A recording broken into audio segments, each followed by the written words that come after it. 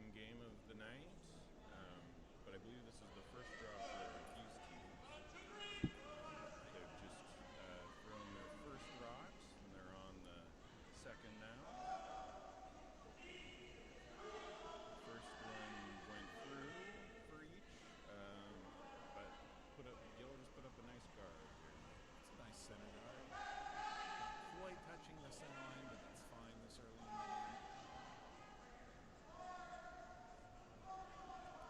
Brian Swift's team has the hammer in the first end. We don't have the draw shot challenge distances to the button, but they've obviously done a little better.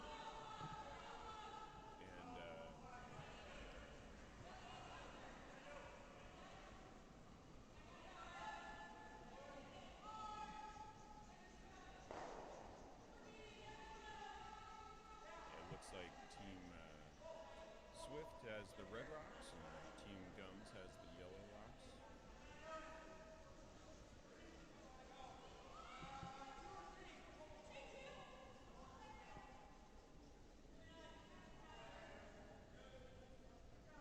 The call, I believe, here was a draw behind their center guard.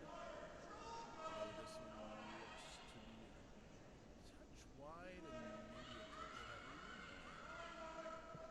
Sailing right through. And again, that's to be expected. Most of these players have not played on, let's call it championship level ice. The ice crew has done a fantastic job here. They've been working hard for days now to get this ice ready for these 24 teams. And we are playing on the championship side of the rocks here. I understand they've been recently roughed up, so for those of you who know, they throw a little sandpaper on them, and that helps them grab and curl a little better. That was a nice draw, maybe a foot or two higher than they would have wanted, but perfectly good first end. Try to get your bearings, try to control your heart rate. Would assume all these players are a bit nervous. This is a national event, after all. And you can follow and chat with us on the stream here. So, hang on, we've already had one a bit low, right? Jared, if you can follow up on that, or can you hear us better now? I'd love for you to leave us a comment. And for anyone who knows any of these players or doesn't, feel free to chat with us in the YouTube chat. We're grateful for any bit of advice, any bit of information we can get. Fun facts about the players if you know them.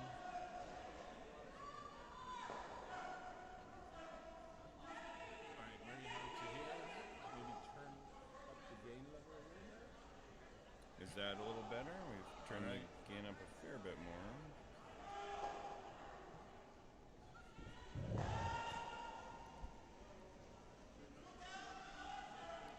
Alright, so Skip Gumz here, choosing to clear one of these rocks in the center. If they get it around, they might be able to get the double.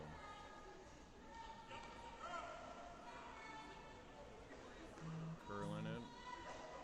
Yeah, they took out the one that they were looking for. They got the one, they left the shooter sitting, which is a good position, controlled the top of the house.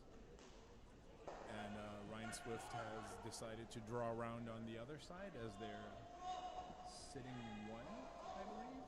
Yeah, yep. They're already sitting one, so having the hammer, looking to put another rock in play, sit two. Yeah, both yellows look like they're full guards, nothing touching the house except the one biting in the back. Yeah. This one looks pretty good. Sweepers are on it the whole way. Maybe a little light. Weight was close, but as Mike mentioned, the rocks have been profiled, so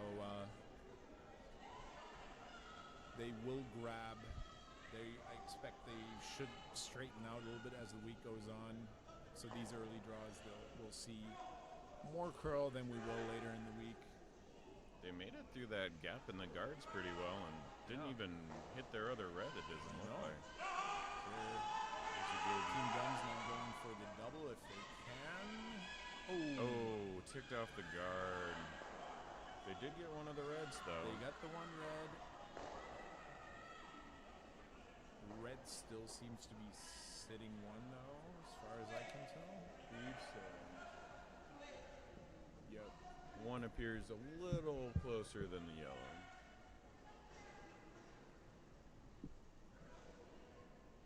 Man, that back yellow could be out. That'll need a biter bar, I think. It's hard to tell from here. We do have an overhead, but as with any overhead, it might be slightly skewed. So again, Team Swift looking to put another rock in play here, and they do. It slides a little deeper than they would have liked, but this is perfect. It's undercover. It's actually over buried. Nice throw. Still full 8 foot, too. And while we're still in the early stages of this game, if you're watching on the stream, if you have questions about the game in general, the format, this event, feel free to leave us a note in the comment section of the stream, and we'll try and address those as we go along.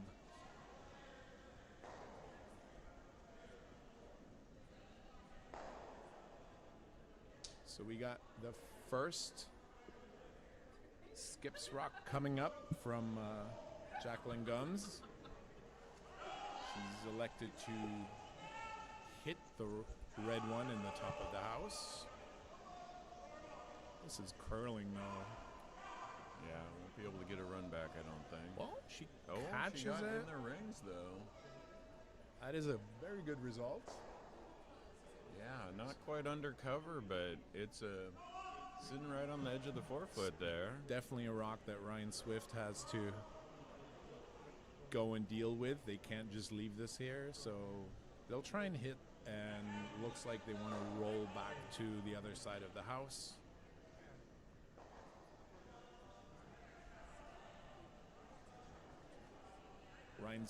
Ryan Swift's team out of the Denver Curling Club.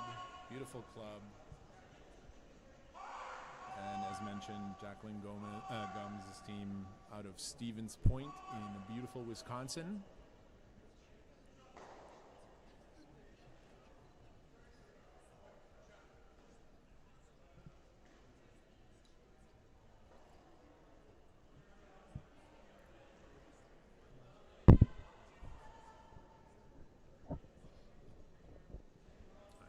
Rocks underway. This looks like kind of a control weight hit, nothing crazy, and catches the yellow.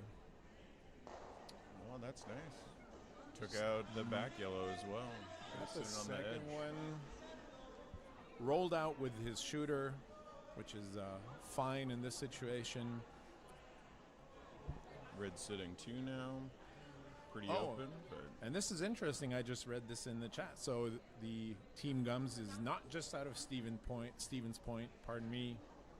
Dual club representation here. I don't know which of the players, but the Portage Curling Club is represented as well.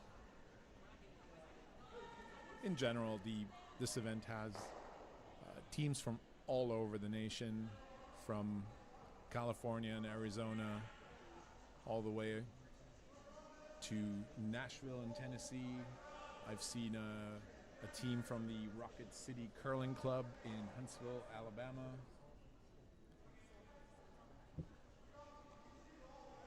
Everyone's getting started on their first game here.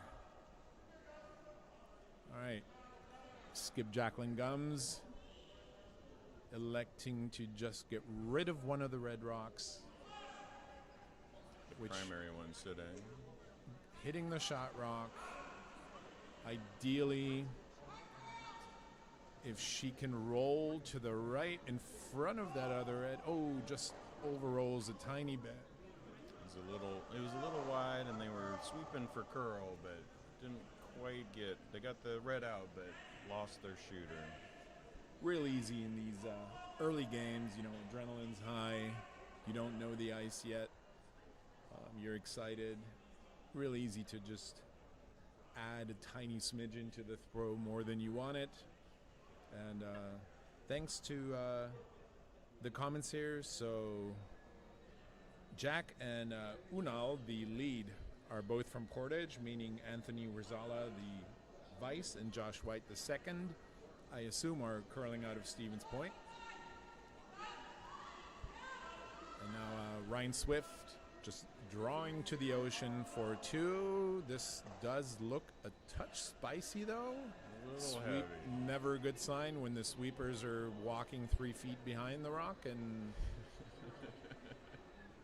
yeah, that's just a little too heavy and through. But they still got the 1 point. They get the 1 point. That's fine. Get yourself on the board. Get settled in. And Torsten, you know about the adrenaline you're talking about because you were in the playdowns for this, correct? We've, yes. So our team, we played, I believe 4 events over the season. Unfortunately, did not qualify, but that means I get to spend time tonight with you, which is actually so much better than being on the ice. It's, a lot less pressure up here in the booth, right? Well, I don't know. Lots and lots of pressure here. All right, we've got the first end under our belt. Ryan Swift's team took their 1, had a chance for 2, but as I said, that's fine. Just get your single, get settled in, play some defense now. Well, I'll say beyond the curling, one of the things I'm enjoying about this, similar to many Bonspiels, is the outfits here are pretty fantastic. That is true. Gumz has a very bright and colorful one. Some of the other sheets do as well. Yeah, I spoke with Team Gumz earlier, just in passing, and complimented their dressing, and they told me they were just going for rainbow colors.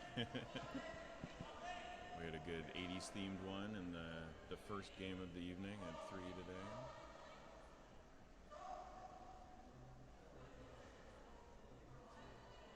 And here we go, second end.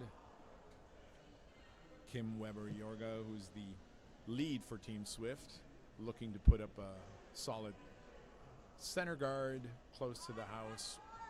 With the ice being as curly as it is right now, you'd like the center guard to be as close to the house as possible. It does fully in the house, though. Touch spicy. That's fine, though, early ends. And Jacqueline Gumz is just going to ignore that, throw up a corner guard, so game on early on. Love to see that. Put rocks in play. Yeah, it's important, right? Set up your guards. If you start taking out too early, then you don't have anything in the house to score later on. Nothing to hide behind. This looks like a solid corner guard. Might bite. Ooh, yeah. Just slips a little deeper. Yeah. Well, the joke in this club is coming back, the second end is going south, and so we say it's going downhill and always a little faster. The ice is warmed up a little bit, and people are afraid of throwing it too slow, so they tend to make the first ones a little spicier coming back. And the other thing is the ice prep for an event like this is just totally different from what you would see on a league night. Right. You get double pebble, a full scrape before every game. Nice hit and roll here. Let's see if Jacqueline can get this out. She can, in fact. And so we're try again with the corner guard. This from Una Karabulut, the lead for Team Gumz. Sweepers are on this, so he's definitely taken off a couple of feet on that throw. This should get there, though. This looks pretty good. Curl sweeping this hard to get outside the 4 foot. Yeah, making sure it gets pretty far beyond the hog, but that looks like it's almost a 2. About halfway, about a third of the way from the hog to the It's a house. guard. It's a guard. And Lily McLean here, the second for Team Swift. Trying to get a center guard up in front of their rock in the house, which is actually really good position, kind of just biting the forefoot. Perfectly center. This looks like really good weight. Kind of sweep that over to the center line there. Trying to get this moving over, yeah. Didn't quite make it to center, but still a good guard. Good, and if I interpret this correctly, then Jacqueline's going to try and hit the shot rock now and ideally roll to the right to get under the cover of her own corner guard, which is arguably a tad high, but being buried is being buried. They're going for curl early here. This looks a touch wide. So they get the rock, but they roll out with the shooter. No harm, no foul here. Nice clear house with 2 good guards. Ryan's just going to have Lily McLean throw another one in here, ideally under their guard. So we're seeing this high-stakes game of chicken right now. Everyone's trying to get a rock hidden, get a rock in play, put some pressure on the other team.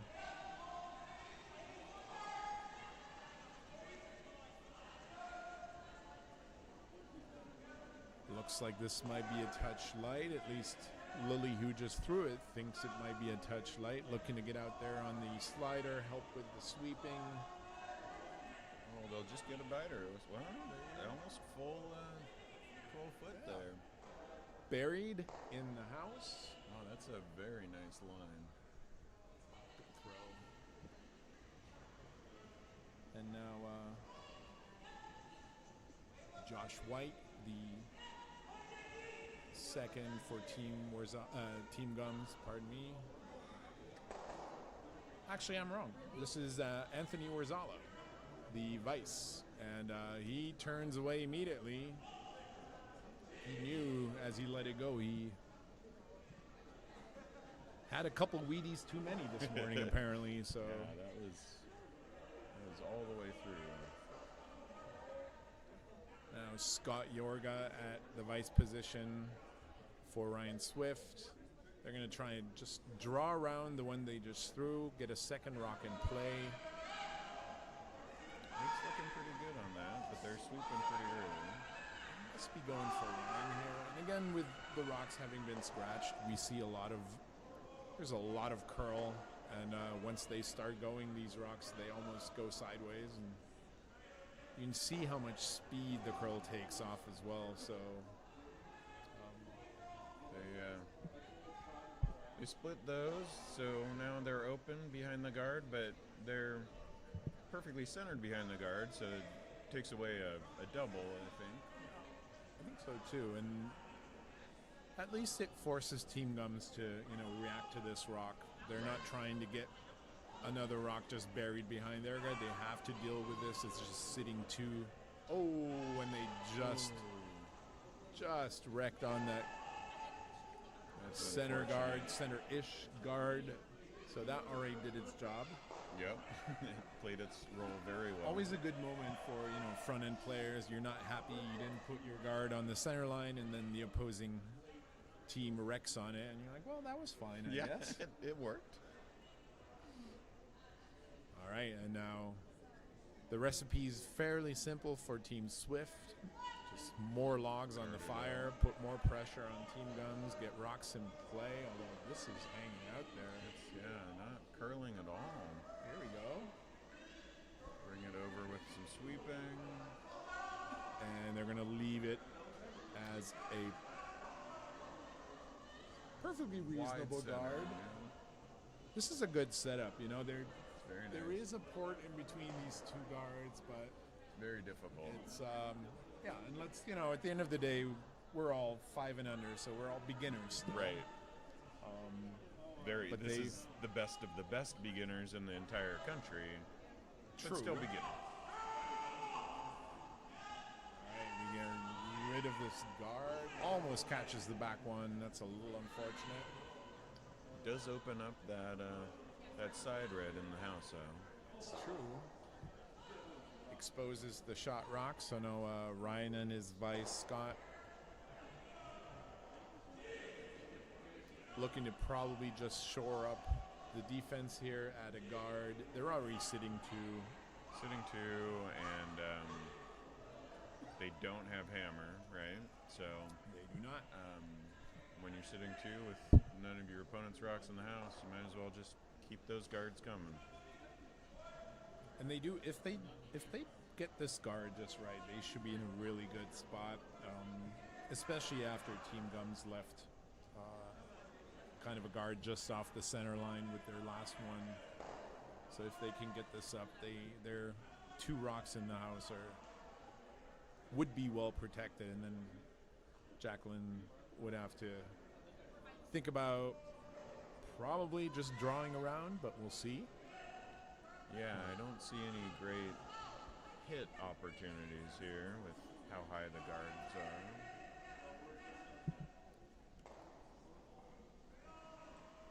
This is a little spicy for a guard, but they'll get a nice tap here. Yeah. Well, that's a nice little group of three sitting right at the front, isn't it? they do control the front of the house, and like we said, Jacqueline elects to draw around this bastion of red rocks. You could hit those reds. They're open, but it doesn't really do anything for you because then you're not out counting the Exactly. reds, right? And it's the old idiom in curling. It's not the shot you make; it's the shot you leave.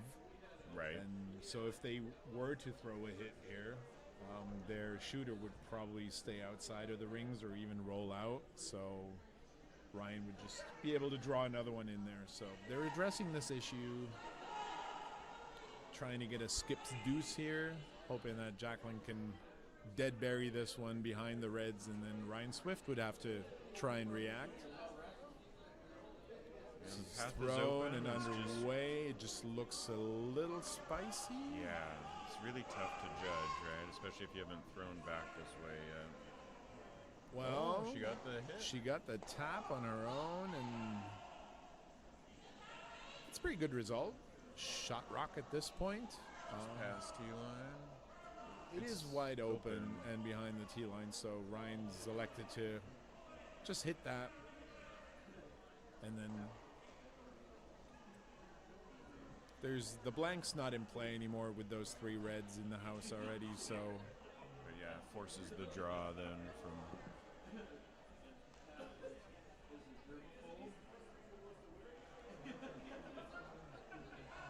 I just noticed we have 45 viewers on the stream, so that's almost as many as we get on a Super League night. Pretty good. And usually 40 of those are my iPads at home. All right, here we go. Ryan's throwing this hit. Underway. Line's looking pretty good. Pretty spin on. And Got the roll too. he'll roll out, but that's just fine. Again, Still have they're three in the sitting house. three, and Jacqueline now drawing against three, so no pressure.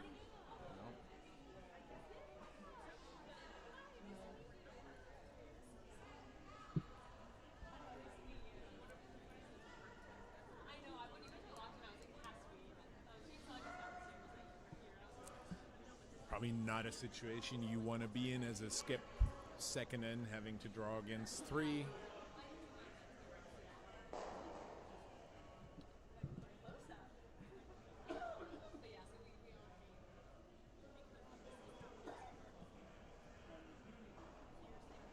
Sweepers are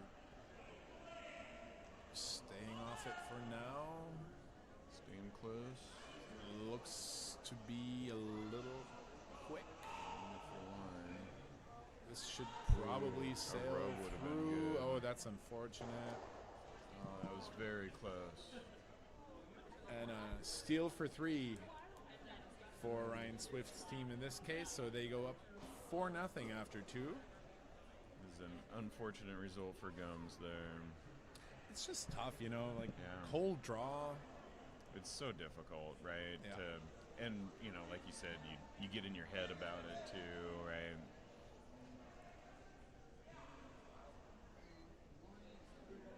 All right, I just got a comment that blue hair is Josh White. That's easy to remember, That's right? easy to remember. All right. For those of you on the stream, is the volume okay? And is there a lot of background noise? We are in a club with a number of viewers here. It's exciting times here at the Nationals. That being said, if you're in Seattle or if you're close by, come on down. The bar is open. Plenty of people here. There's great curling to be watched. And we have friends here from Flint, Michigan. You heard him. All right, so third end about to start. Team Swift is looking to throw up a center guard. Team Gumz looking to settle in, settle down. And you know, Mike, it's typical in these events. Like I said, the ice is just better prepared than what you will ever have in league play. Add to that the adrenaline, the excitement, and then it's just really easy to just overcook it a little bit. And this, Just in the house, it looks like. which is perfectly good result, sitting at the top 4. If you're up 4-0, that's a perfect result. Unlikely Jacqueline. the other team will try and hit it out at this point. This looks like It's pretty good. pretty good guard weight. And these teams did all get a chance to practice on this ice. They did. Earlier this morning, I believe. did. Yeah. And they have been prepping it since Monday, I believe. I think Saturday. Saturday. I think they flooded on Saturday, and Sean Olison from USA Curling's been here for a few days now, helping our fantastic local ice crew. They've done a wonderful job getting this ice ready for this event. I've said more than once this afternoon, I'm kind of sad I don't get to throw a rock on this ice, but I would assume the players wouldn't take too kindly to random local people just throwing rocks because the ice is good or fantastic. All right. Team Swift, second rock just on top of the other one. And again, Jacqueline almost has to ignore this a little bit. She could have elected to play a hit and roll off that top red one. But that's a tricky tough. shot. Yeah. I like the draw here. You need a couple of rocks in play. You need to start mounting some pressure, make the other team react. And if you can get this one hidden behind that yellow guard, then those reds are still wide open for you to take out later in the game.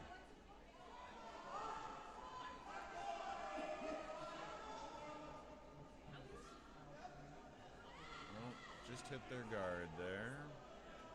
Landed in the rings, but wide open. Looks like Team Swift is going for the hit. They are.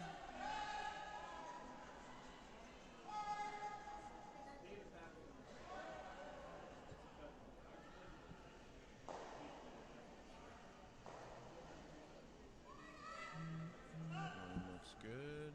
No call for swamp. There go the sweepers. Trying to get this Trying to curl it curl. over. Just got it. Did the job, got rid of the yellow rock. And now Gumz is going for the hit. Try and clear those reds out of the rings. at least get one of them, move Right. things around a little bit. And in an ideal world, her shooter, their shooter, would roll under their guard. Or even if it nosed and stuck on the froze to the front red, that might not be a bad result. Nose might be fine. Make it hard for Team Swift to hit it out. It's over curling a little. Oh, stuck right there, but left the red in the ring. One of the reds in the rings. It's not behind the guard, so not a terrible result here.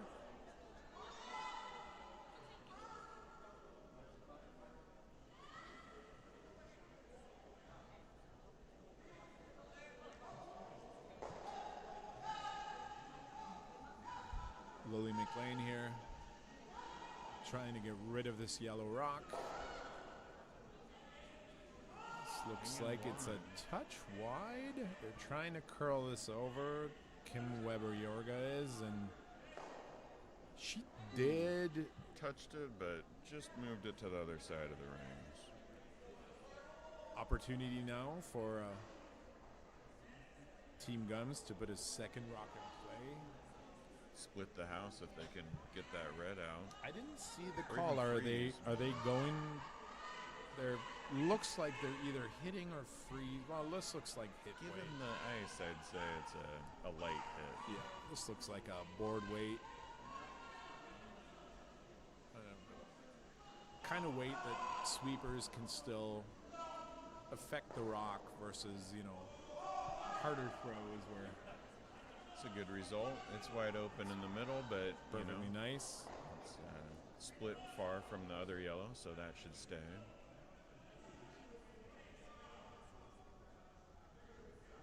Team Swift going for the hit on the one in the bottom.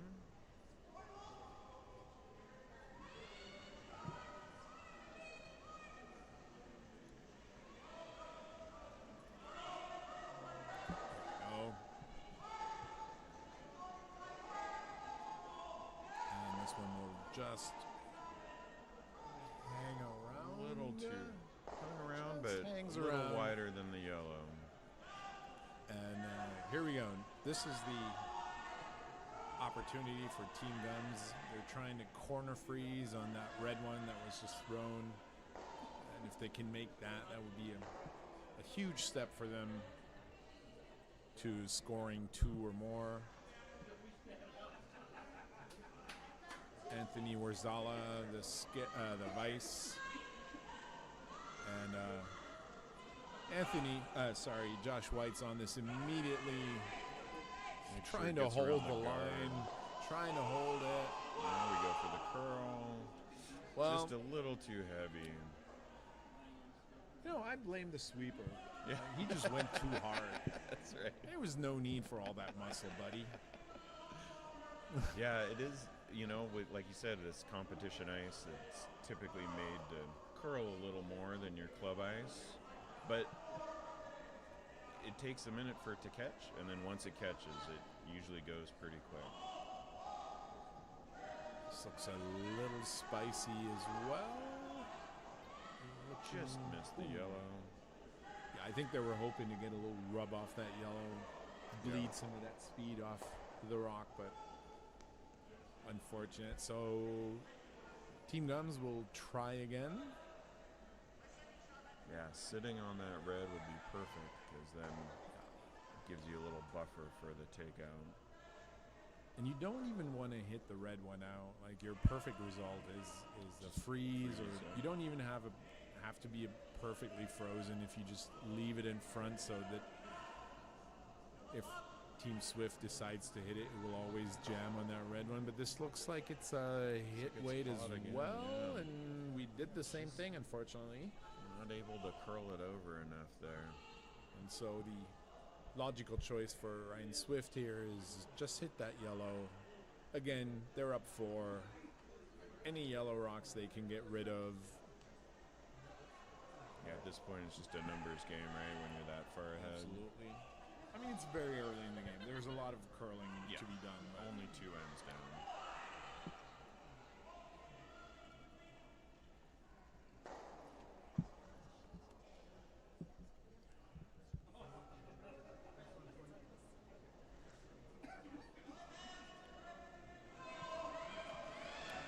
Swift out of the hack.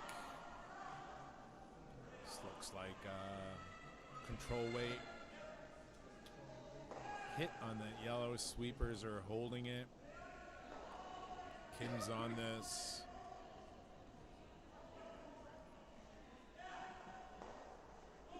And they get rid of it and roll kind of towards their other one. It's a pretty nice result for them. Well, they did. They got the result they wanted to. They wanted to get rid of the yellow. That was the primary objective. And so Gumz was looking at sitting. No, it looks like they are going to go for sitting on the red that was just left behind there. I think they're trying for the freeze, which it's a good strategy. I agree, because like even if you don't make the freeze, she should have a way to draw to the middle on her last one. Yeah, it is a nice open house for having hammer.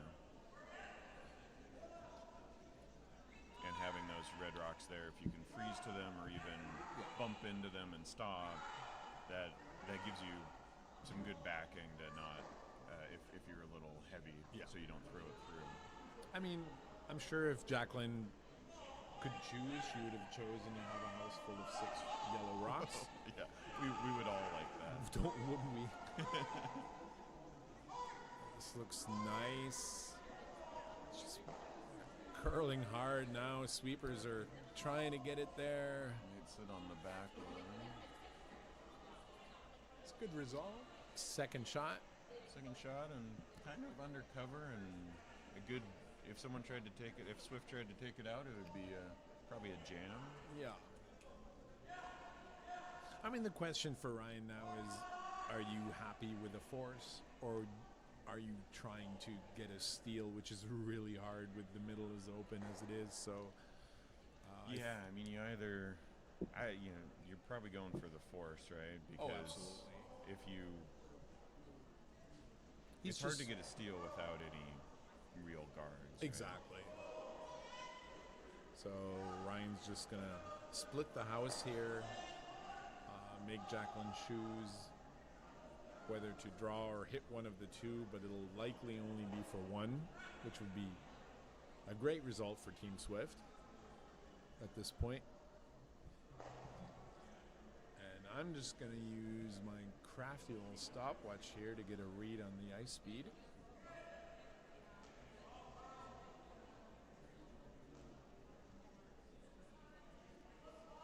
Looks like it might have been a touch wider than you wanted, and probably I got 13.5 seconds hog to hog here, so that's likely just through. Yeah, that's unfortunate. So still sitting shot and forces Jacqueline Gumz to throw. Well, she can hit that and she potentially can hit that get for two. So that could be a little easier than trying to get that perfect draw away. She really only needs to bump it back. Maybe a foot, right? Two. You don't have to kill it, just bump it. You don't want to overthrow this and risk losing your shooter in case you don't hit it right on the nose. Yeah, you absolutely need to stick around. But it's nice, it's open.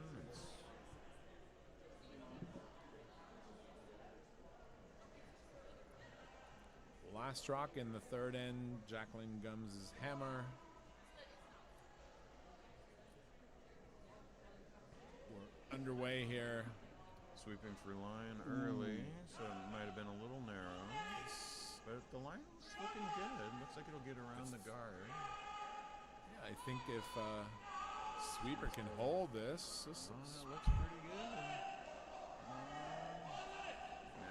Nice one. Perfect shot. Nice shot.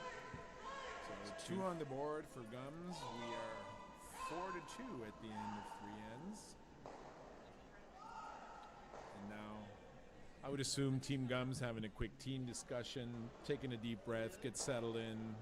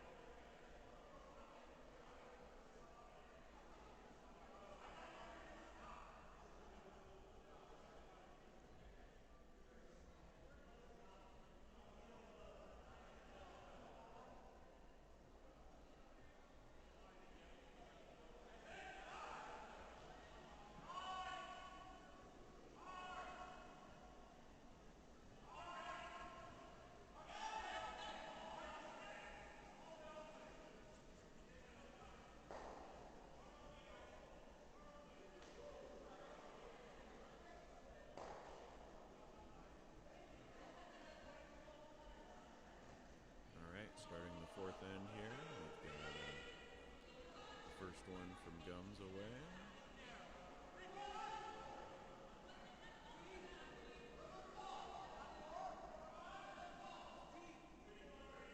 Nice looking center guard. Might be a little deep, touching the house. Made it all the way into the 8th foot. Team Swift is electing to hit this one out.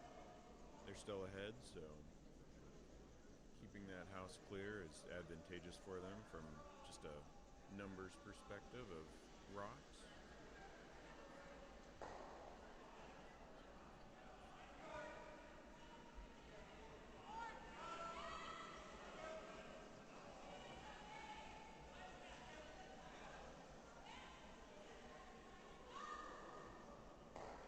Nice hit. Stuck around to the tee line.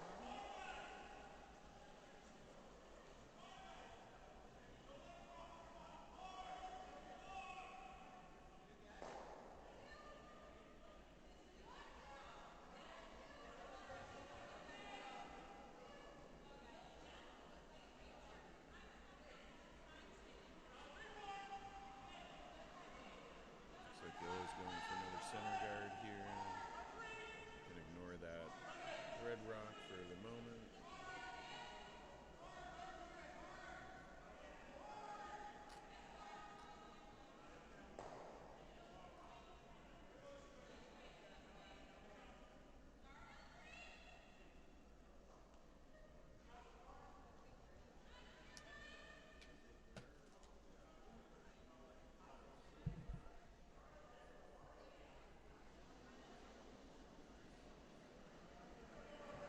Swift's coming in with trying to draw behind that center guard, perhaps.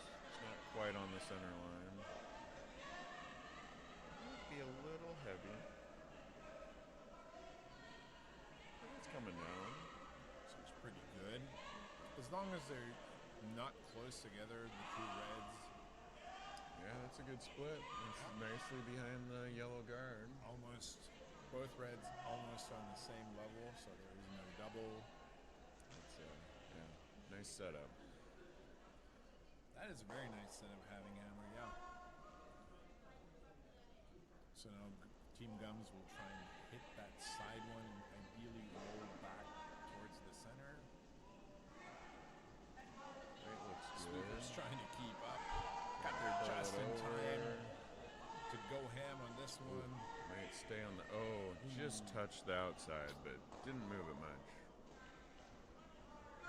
Yeah, again, it seems like a lot of these rocks just aren't curling at all. They're not slowing down enough to catch and make the dive.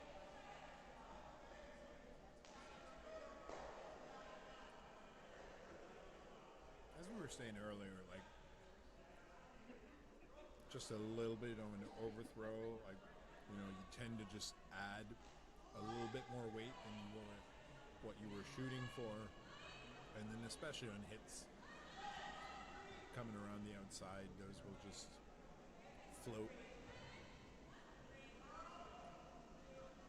So now Louis McLean being asked to draw another one in there. Coming around the other side this time. I think it might be on the guard there. Mm-hmm. For them, it's not on the center line, so no tick roll issues. Ooh, just made it past. And now sitting three. Just quickly picking up on what Mike was just mentioning.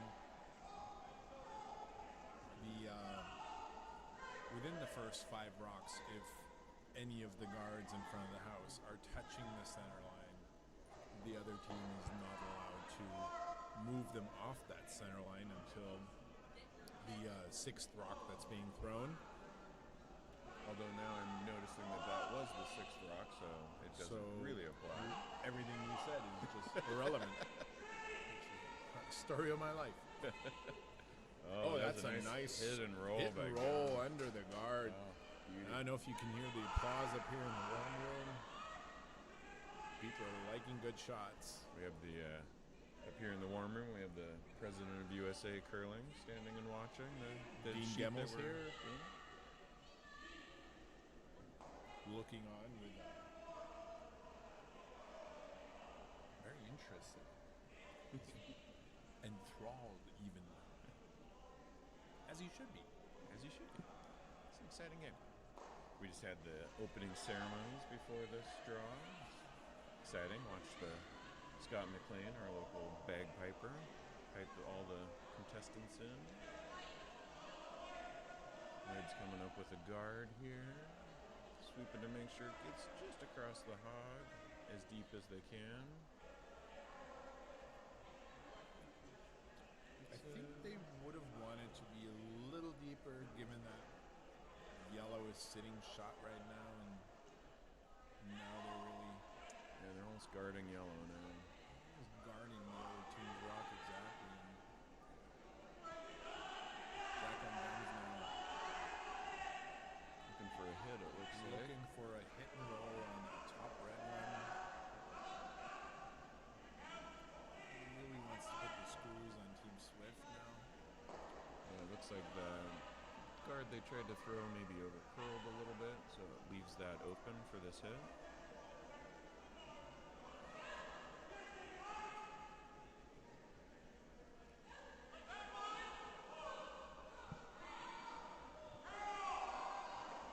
Swooping for curl here, trying to get it over. Looks like it'll hit. Almost. Hits their... Oh, that's unfortunate. It was unfortunate. Hit the back yellow there. So the two reds are scoring, but still two yellows in the house. Still decent position. But, yeah, Team Swift definitely managed to dodge a bullet there. If they make this hit and roll perfect, then they would have needed to get a little more creative to try and score here, but now they're sitting two. And as is usually the case in curling, with one shot, everything changes from doom and gloom to Absolutely. bright sunshine. I've had plenty of games where everything looked great. House was perfectly set up, and And the then I other started team throwing. made a perfect shot and ruined the whole thing. Red throws up a guard, just make sure that yellow can't easily take out their rocks. So they might go for a...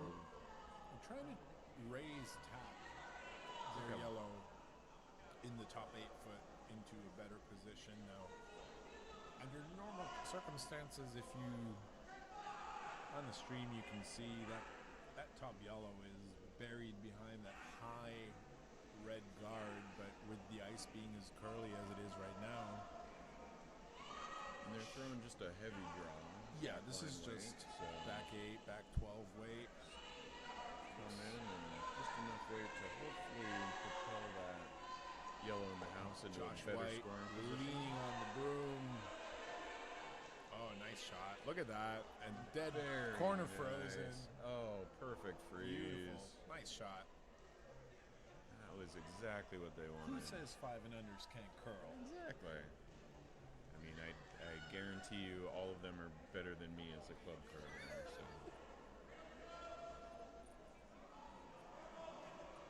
This is the part where I say, no, Mike, you're so much. No, you don't need to say that at all. Oh, okay. I don't have to be nice to you, just No. the visitors. Yeah. That's good. All right. I have no ego for So- curling. It's all about the fun of the game for me. So Ryan Swift now changing gears, and again, within one shot, his world went from nice and sunny to, well, a Seattle rainstorm. Oh, So they're just Overcurled a clearing the little. guard. That's fine, though. Straight peel. Make sure you lose the shooter as well. it does make his red open for a hit and roll now.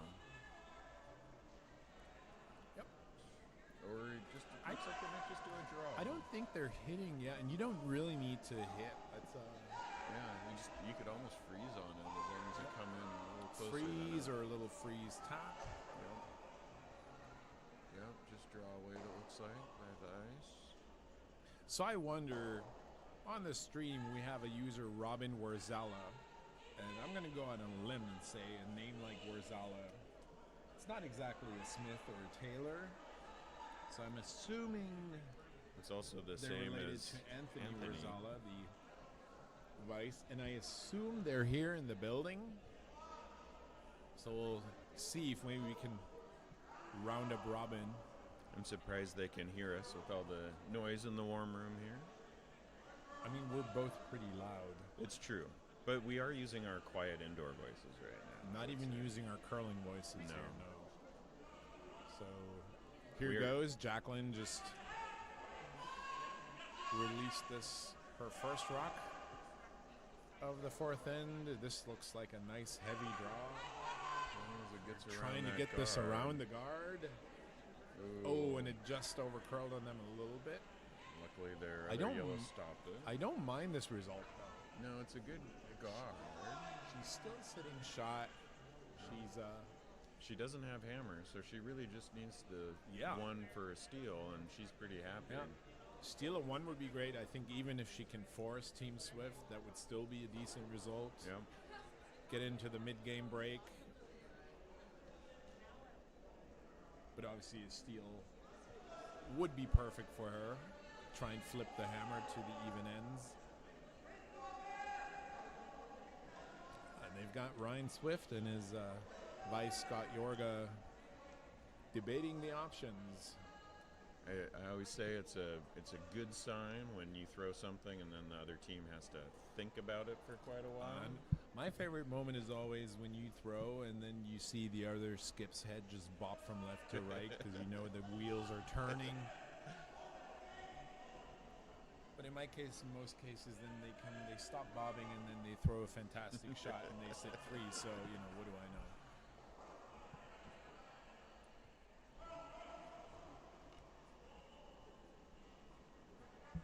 So for our viewers out there, obviously we'd love for you to stay with us, hang out with us, watch the feature sheet 3 as Ryan Swift delivers his first skips rock of the fourth end. But we do have a channel for each sheet. Plenty of good curling here in case you ever get tired or bored of the commentary. I mean, you can always turn the volume down. That's an option, but Oh, looks like Ooh, Swift overcurled and overcurled, knocked the couldn't yellow get up there. a little bit. so now this is exactly the kind of setup I would imagine Jacqueline Gumz was looking for. Kind of a bit of a messy house, stuff lying around. She's sitting one, and Yeah, general strategy for those with hammer is to keep it open so you can draw in your final point at the end. But for those without hammer, more you can jam up that house and hopefully have one in as swift as Gumz does right now. Just makes it much harder for that hammer team to get any points.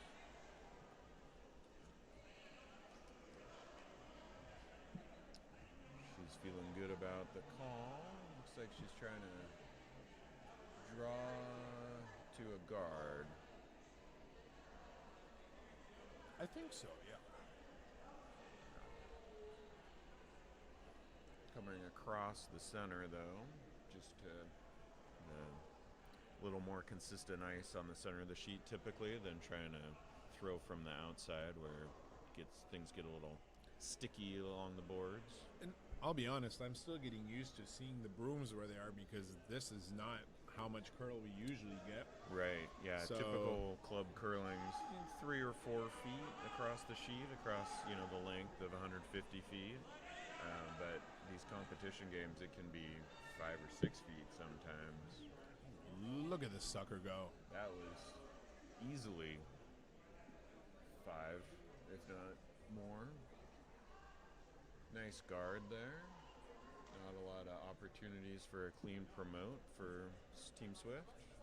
No, and from Ryan Swift's perspective, the unfortunate thing is that all the rocks in front are kind of not really staggered, but they're in a semi-stagger, so there's really no clean, you can't run any rocks into the shot rock.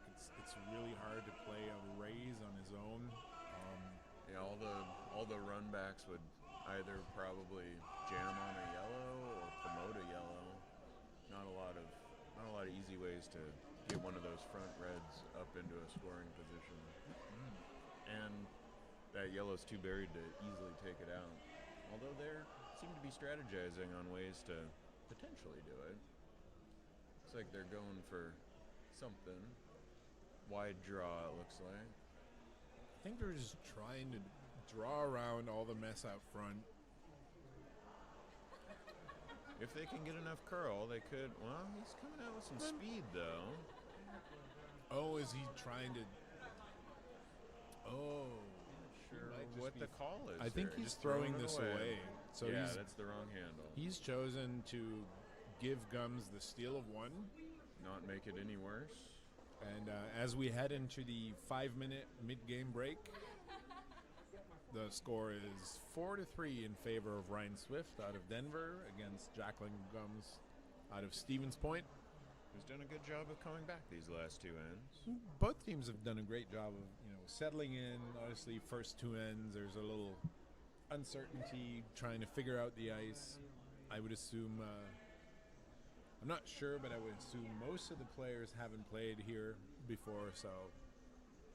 Yeah, we have two teams from our own home Granite Curling Club here, but all the rest are from out of town around the nation. So, yeah, a lot of curlers. I'm sure a few have been here for Bonspiels, but most have probably never curled here, and as you said before, never on competition ice here, because we hold a few competitions here, but it's not a super often occurrence. Checking in on the other sheets here, looks like we've got a couple close games flanking sheet 3. Sheet 2's had a couple blanks, and it's looks like 2-0. Yeah, sheet 2 is Jason Nee. I can't read. Let's see what we got here. Let's see. Sheet 2 is Nee versus Record. Looks like Nee is up 2-0. Team on sheet 1, Team D is up 6-2 against O'Donnell. Looks like they had a big end there. We had 3 1-point ends and one big 5-point ends in the fourth there. And sheet 4 is Gilbert versus Hammond. Looks like Hammond's up 3-1. Hammond just scored 2 in the fourth end to go up 3-1. And then we've got Kunkel. I'm not sure if I'm saying these right. Kunkel versus Tigert. Pretty close, 3-2 on that sheet. Looks like sheets 2, 4, and 5 have all had at least one blank end, which is pretty impressive. Yeah, blank's not usually a common practice for 5 and under teams. More so at more experienced level curlers, the blank becomes a very, very good strategic tool in trying to control the hammer throughout the game. And because I see Ashley Galvin from our ice crew here mopping the sheet. More mops, hell yeah, she told me. Looks like we've got some folks still finishing up on sheet 4, or they're starting. They're already starting on the fifth end is sheet 4, so they're ahead of the curve. That's impressive. Sheet 3's taking their break, so I think we'll take a short little break here as well and be back when they get back on the ice. See you soon.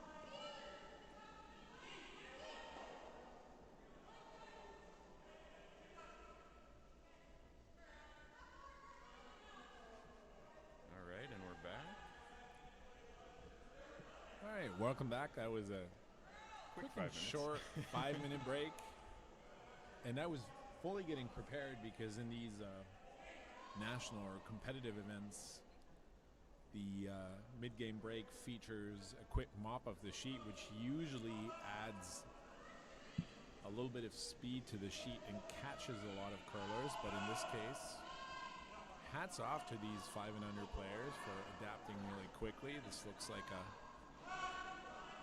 solid setup, and Oh yeah, good work. that is a nice solid hit by Uno Karabulut, the lead for Team Gumz. I won't lie, it's kind of hard to tell these three guys apart. They're all wearing headbands. I feel like headbands have always been a thing in curling, but a lot more popular since the Olympics with the lead on the U.S. Olympics team wearing that fancy red headband. Headbands and beards. Headbands and seems to be the thing. Headbands, beards, and colorful uniforms. Here we go. Ooh. Colorful uniforms is always most important. So here, Ooh, that was Kim a little Weber unfortunate. Yorga, the lead for Team Swift. Just a tiny bit too tight. Moves the yellow guard, but moves it into the house. So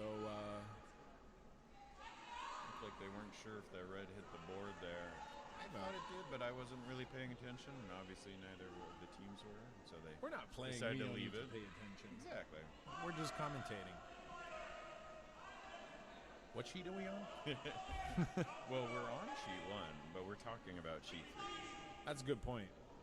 Gives us perspective.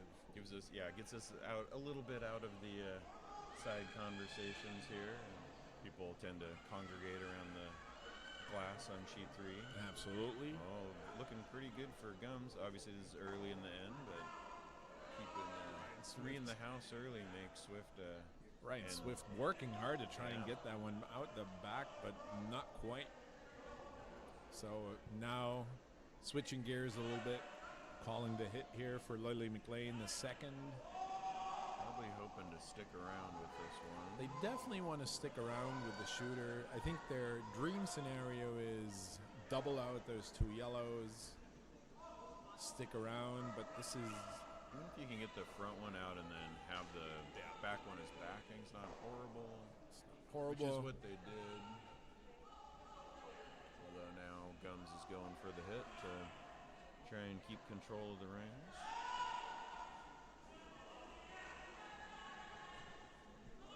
I'll tell you what, Mike. After the first 2 ends, where Ryan Swift's team they came out firing on all cylinders, and Team Gumz needed those 2 ends to just kind of settle in a little bit. But they've done a really, really nice job of getting back into the game. And with the score being a lot closer now, that just opens up the kind of tactical options they have for each shot. The margin of error is just a little bigger than what it would be if you're down 4. And now that we're entering the second half of the game, And that's the important thing. I was talking to John Casey at our last Bonspiel, who's on one of the other competitive teams here from our club, and he was saying that throughout the playdowns, the real trick is to not get in your head, right? Just because you had a bad end or 2 doesn't mean you can't turn the game around, and I think that's pretty important. Looks like Gumz has done a good job of that, right? Yeah. You could. It's pretty easy to go into a little bit of despair and go, oh man, they're doing better than us, but it doesn't mean that you can't turn it around and 100%. come right back. And a large part of that, I would assume, is experience as well. If you've played a lot of games before where you just kind of know from experience. I've done this hundreds of times. We're down, doesn't matter. Just stay cool, keep playing our game. We'll get our chances. Versus, this might be one of your first games at this level, and then add to that mix the whole excitement and everything, and I would assume too some of these teams that are in the Central or even East Coast time, where 9:12 p.m. here on the West Coast. So That's right. you know, if you just flew in yesterday from the East Coast, it's getting Might still kind of be late. off. Depending on, if you're an early bird kind of person. It's true. Well, and I believe all of these teams. Oh no, I think they don't have to play too early tomorrow. The teams that played at 3 have to play at 8 a.m. But I think these all don't have to play till the afternoon, so that's good. Yeah. I think the first draw for these teams is the noon Pacific time tomorrow. All right, Scott Yorga. He's trying to hit and roll off that outside yellow one. I don't think they're going for the big crosshouse double, but if they can roll over as far as possible and hopefully get under that guard, but not quite enough. It was a little loud there. Didn't quite get the roll, but this is still nice. Now, if Gumz can hit and roll under their guard, they're really cooking now. And again, they don't have hammer, so they're really just trying to, you know, if they can keep the rings clear of reds, they're doing pretty well. You know, even if they can force them to just one. Looks like this might overcurl. This is moving. They're really trying to hold this here. No, they got it though. They got it, but they're just gonna roll out. Yep. Look at that. Skips. Sweeping 6 feet.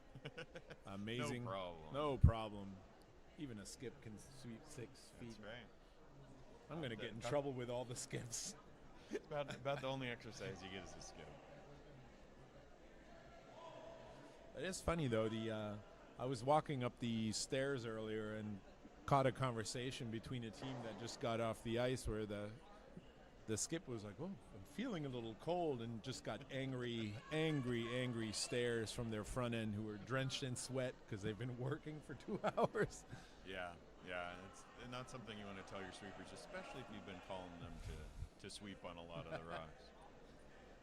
All right, so now Ryan Swift is trying to get frozen on that back yellow, and this looks pretty good. It's not frozen, but it's above the tee line. Got half behind the guard. It's half covered, and that's actually a really good position because it's really tricky for Jacqueline Gumz here to hit that red one without jamming on her back yellow. So yeah, she has to do a lower weight hit, really come across under the guard to kick that red out the back and roll. But if it's wide at all, which it's pretty easy to be wide, yeah, like you said, it can jam on their back yellow. So I think her ideal shot would be to, like you said, kind of a down weight hit, hack weight, maybe board. I'd say ice looks like hack there. Yeah, I think looks like hack. And then if you can get close to that yellow guard and just catch sort of the inside or the low side, as we curlers say, of that red one, push it out the back, ideally roll or stay there behind her yellow guard. Yeah, you really don't even want much of a roll at all. Just kind of just a really precise over. shot. Oh, they're must on be this. Or light, I think. Really trying to hold this, trying to get this.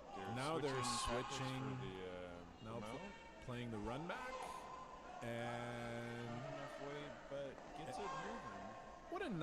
What a really nice way to switch to plan B. Such a huge element of this sport. So important. Like halfway down the sheet, team decides our plan A isn't working. What can we do to make this better? A good reaction. Calling line here from Anthony Warzala. Switches from sweeping for line to sweeping for curl. And now Ryan Swift's in a similar position. I mean, this yellow is a little more open than it was the shot before. But it's perfectly lined up with that red they just pushed back, so there's an opportunity to jam and knock his own out.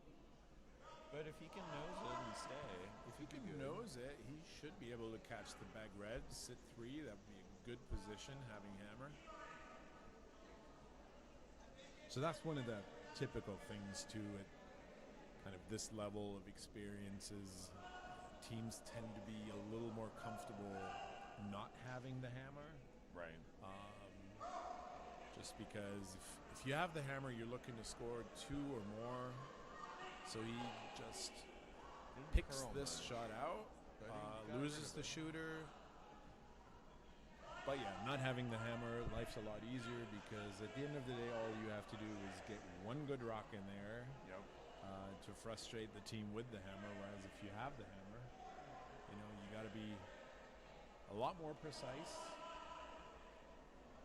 Looks like that red being behind the tee line there.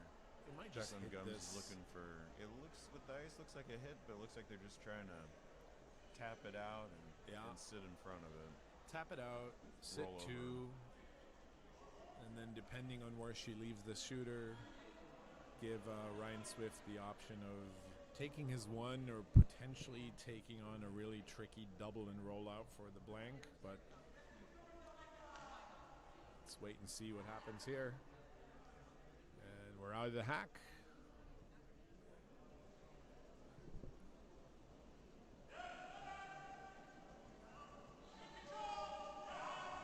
Man,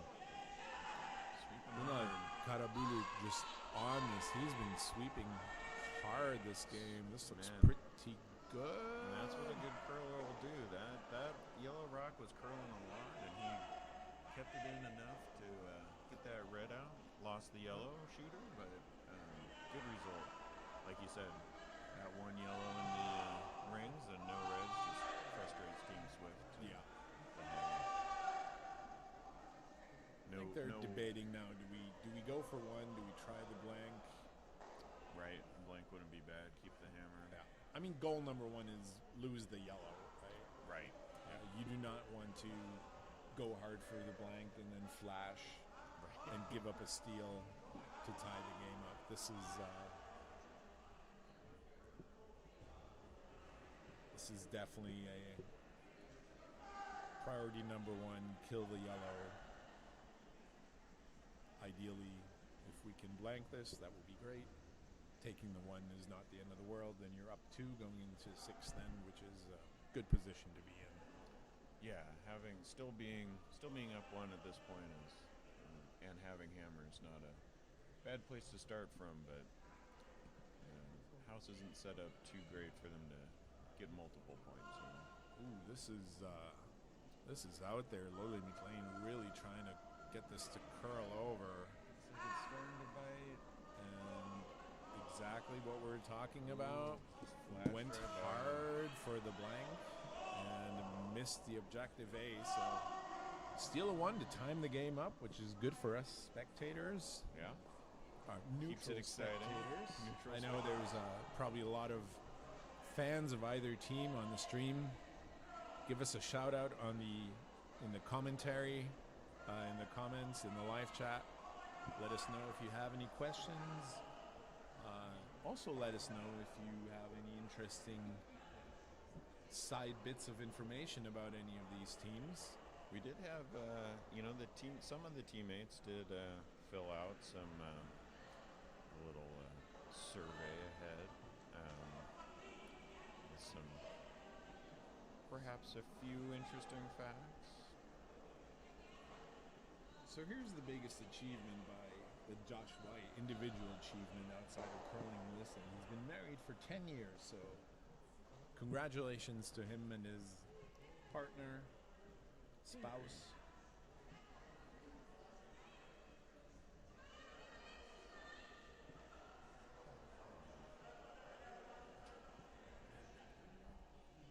The only bit of information I can share without looking at the survey results. I know that the Denver skip Ryan Swift, he just played Club Nationals, the Club National Championship, a little over a month ago in Chaska, Minnesota, on a team out of Denver with Christian Rose, who skipped the 5 and under team to bronze medal 2 years ago, also in Chaska. It's exciting. So Ryan, a third-year curler, one of the many 5 and under competitive people who've here's a fun fact that Josh White came up with, did you know that elephants are the only mammals that cannot jump? I didn't know that until Also, I how do read we this. know that? Yeah. Just because they don't jump, does that mean they can't? Also, if you're an elephant, you don't have to jump. You're way up there anyway. I imagine it's hard for them to jump. I mean, they're Although you'd think rhinoceroses would be equally difficult to get a good jump. true. Looks like Team Swift came in with Ha! a good. I love this comment. So it turns out, and Josh White hasn't been married for 10 years. He's only been married for 6 years, but these 6 years he's been married to a 10. That's a little misconception there when he responded as married a solid 10. He wasn't talking about years, but quality of his lady, I believe. I mean, with that sexy headband and that beard, and and he's even got the base layer in these in the color scheme. That's impressive. That's some dedication there.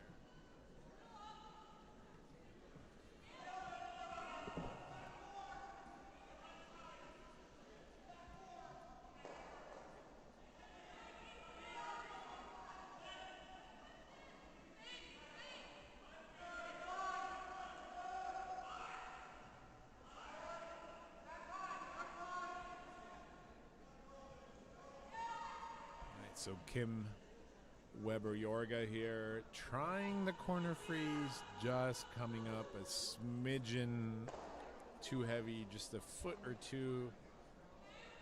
And it really is a game of inches too, right? I mean that was maybe 6 inches too far from where they wanted to be, a foot. But you're throwing this over 150 feet long sheet. Like, that's pretty impressive to get that close. Absolutely. And so now, because it's not really open, there is a fairly high guard in front of that red one, but Team Gumz is still trying to get to that, but a little wide on that shot, didn't curl back at just all. looked like they were a little heavier than what they were looking for. So now a chance for Lily McLean to put another one in there. Yeah, that red rock by Swift is pretty well buried. It's you can get to it, but it's tough to get around that guard and to it, as we saw with the last shot.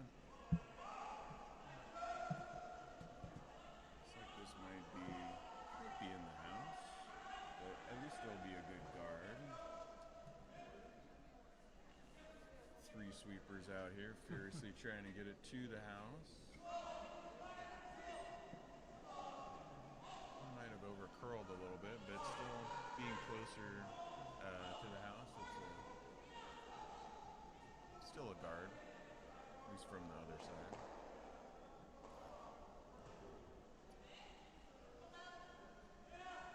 So now Team Gumz just trying to sit on top of that red shot. And at this point in the sixth, then obviously they would love to keep stealing, but forcing Team Swift to a single here would be also a great result for them. Yeah, I mean 3 steals in a row, that's pretty impressive. I know. Looks like this is a little heavy. They can curl it over and get a piece of that. Trying to get some curl going here. This looks just they're going to be able to move this off the button. Ooh, nice. That's a good result. Well, it makes them shot rock. Although their shot is open. It's hard to tell. Are they sitting? Even Ryan Swift isn't sure whose second shot here. That's probably a measure then. As we say, if you're unsure, always measure. We repaint these circles from time to time during the summer when we take the ice out, and they are painted by hand, so they're not perfect. And the people that paint them totally do not consume any alcoholic beverages while Not anymore, painting. but we certainly used to. What?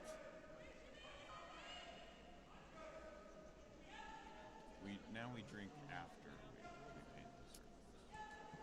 Is that what they told you? All right, so Swift was trying to come in ideally down to that yellow shot rock. It just ends up a little light, and now they've got kind of a staggered center guard out front, which is not the best result that they were hoping for, and immediately Jacqueline is trying to take advantage, put another log on that fire there. It's a nice staggered center guard for whoever can get behind it first. Yeah. This one's looking a little wide, trying to sweep for curl, bring it over. Might just be a Light little too. on the heavy side. You're right. This is going to slip into the back that's four, nice, back though. 8.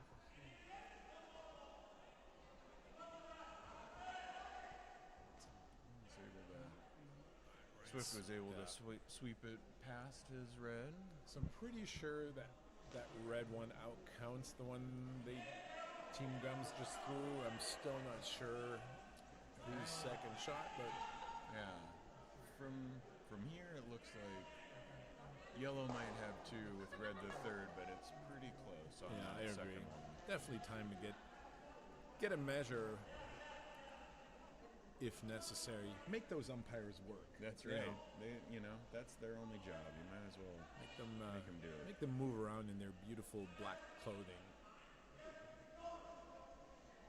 Another one looks like they were going for a draw, but came up a Again, guard. light and just adding another. A lot to be said for consistency here, though. It's True. three in a row. True. And I like what Jacqueline is doing here, just There we go. putting more pressure on Team Swift. Just keep adding ammunition into the middle of the house. And even if Ryan Swift can get there, which is getting harder and harder with that little stagger out front, it's going to be hard for Ryan Swift to remove more than one rock at a time the way they're situated right now. So I'm going to get a hog time on this one just to see how the ice is. What was the hog time on the one a couple ends ago you did? That was a 13.5 and it just slipped through the back. But let's see here. 15.3, so this should be solid top 8, top 4. Look at that. Very nice. That is a fantastic draw. Nice shot. Oh, right to the button, too. Anthony Warzala device with a beautiful draw. And yeah, I clocked a 15.3 hog to hog here, so means to the button where low 15s, which is fantastic ice, nice and fast and swingy. This is not your regular league night ice. No. Yeah, it's funny you talked about Plan B earlier, playing in the leagues. It's often looking at the Plan C and D because things move around so much.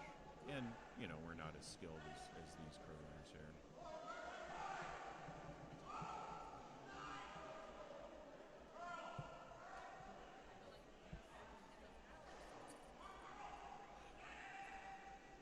Someone just asked who's doing the commentary. This is Mike Taylor, and with me is Thorsten Frank. We're both members here at Granite Curling Club, playing leagues.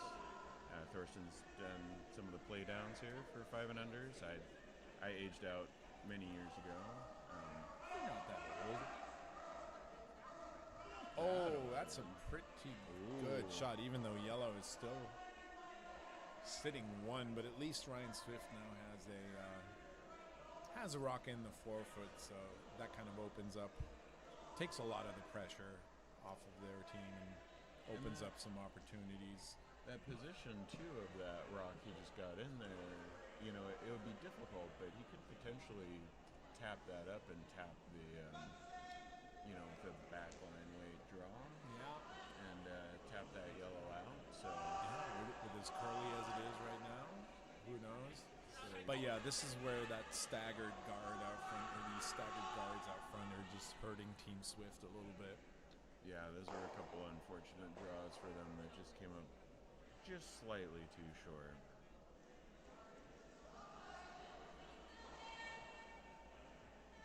Looks like Gumz is going to come around the outside, just put another in the house and keep that pressure up. Perfectly reasonable. Really good strategy here. Just no reason for them to go crazy here either, right? You don't need to chase a steal here. No. You don't need to put anything at risk. Just shore up what you have. Make sure you... I think the other potential here would be maybe put a guard on the other side so that he didn't have a promote, but then That's a good point. doing that would leave this side open for a draw. So I think in situations like this, your option is always like either guard the best shot of the opponent, which I think at this point is what you mentioned. Try like a backline heavy draw kind of to guard that red one, or the other option is guard offensively and get a second rock in there, which they just came up a little short, but that's fine. but Just guards adds more guards. I don't know that there was a take out an opportunity there, but it guards from that. If there I mean, was. from what we can see here, I think that right red guard, the red guard on the right, Yep. it's not staggered, so I think that you could have run that back into the shot for two. That's No, a good point. granted, that's a really hard and precise shot. Very And difficult. again, these are 5 years or less of experience, so which always makes it a fun league night. When you're playing other five and Yes. unders, and at that time the Brier or the Scotties are happening, or the Worlds or the Olympics, and then all of a sudden people are calling shots that we simply can't make. Those are my favorite to call because on a good night I'm probably a 50% shot percentage, and those hard shots are more of a 10% chance of you hitting it. At But best. that 10% that you do hit it, it's a pretty exciting shot. Which, And then let's be honest, it's more 1%, but it feels like 25. yeah, that's fair. That's I know. fair. All right, so Ryan Swift here, I think he's trying what you mentioned earlier, kind of And tap up, tap his rock into shot. which is there. It's difficult, but some good options and not a lot of downside, right? If he's a little heavy, he's got some backing on the yellow. He can still stick around. I agree. Not that does much for him this rock, but he's got one more for hammer. So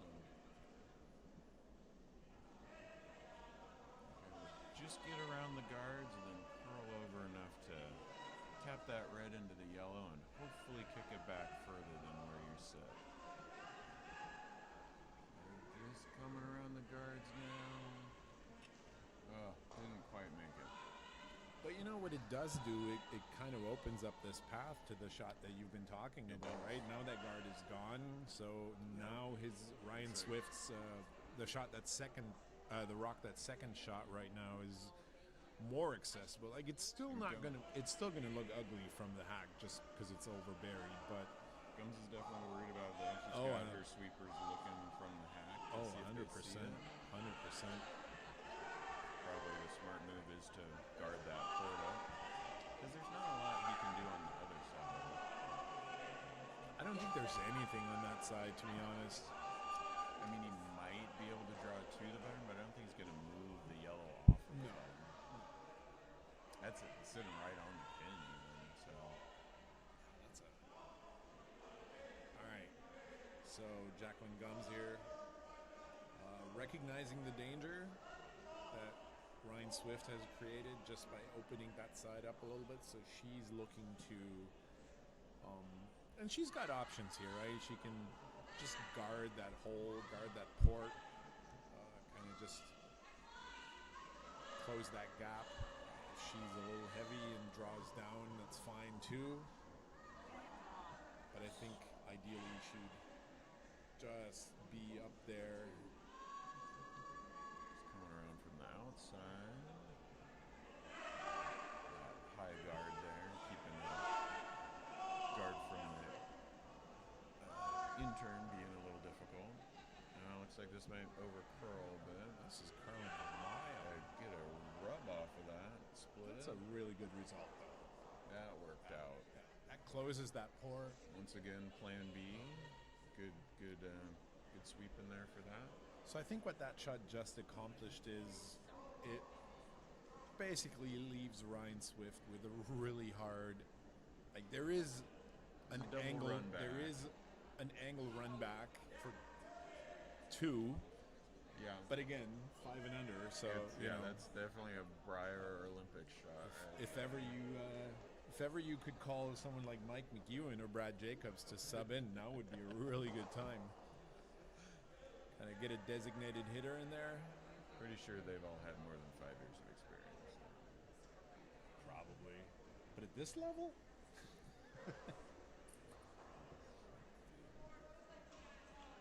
Is that it's not the coach out on the ice, is it? No. No. I do wonder, though, they haven't called their timeout. I can't really see. Let me check the stream. How are these teams doing on time? Oh, that's a good question.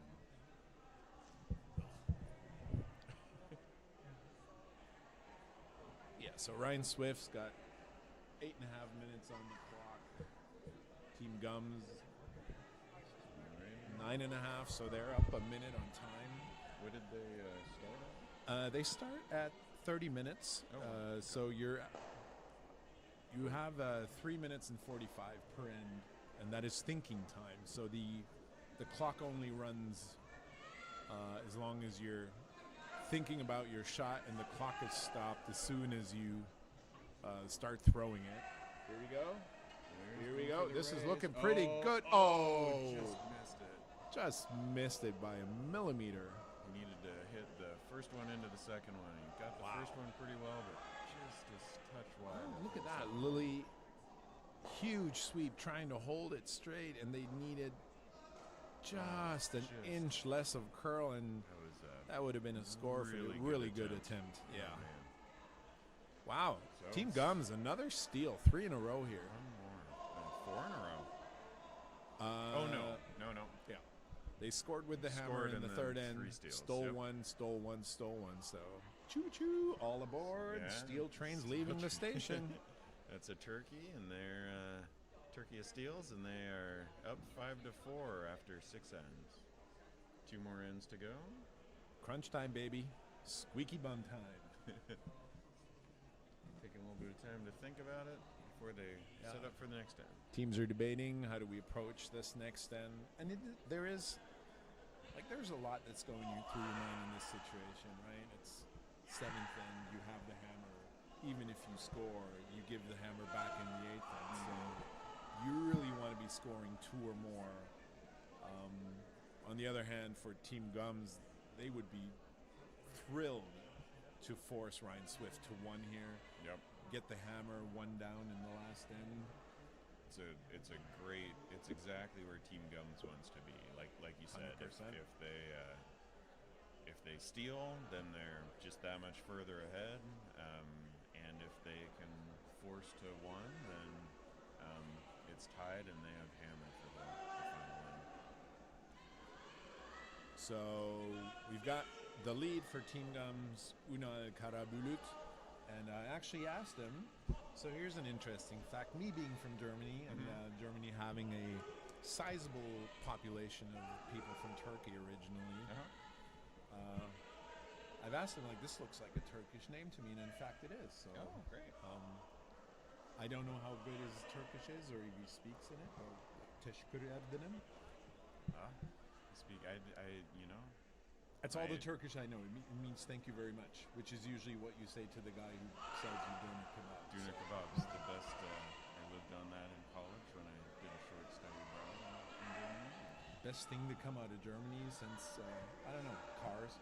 Yeah, I do feel like a lot of the European countries I've been to, I've only been to a few, but I feel like some of their best food is the food from the immigrants that moved to their country. I know, it's crazy, right? Can you imagine the U.S. without Taco Tuesdays? I know. I could probably live on tacos. What would we eat Tuesday nights? Seriously, like we would have a salad with some ground meat. Yeah. It's not a taco. Sounds very German. I know, right? What are you saying? Maybe skip this out. What are you saying? We're not creative? All right, back to the game here. We've got a nice little setup. Good yellow guard. Trying to get around this guard. So This is here's where the tick rule does not come into play because they'll hit their own yellow. Exactly. Unfortunate. They trying to get around to get to that red there, but It does open it up. Exactly. It's not a bad result for Team Gumz because essentially they were guarding Ryan Swift's shot rock, and Ryan's now trying to split the house, get 2 rocks in there, kind of like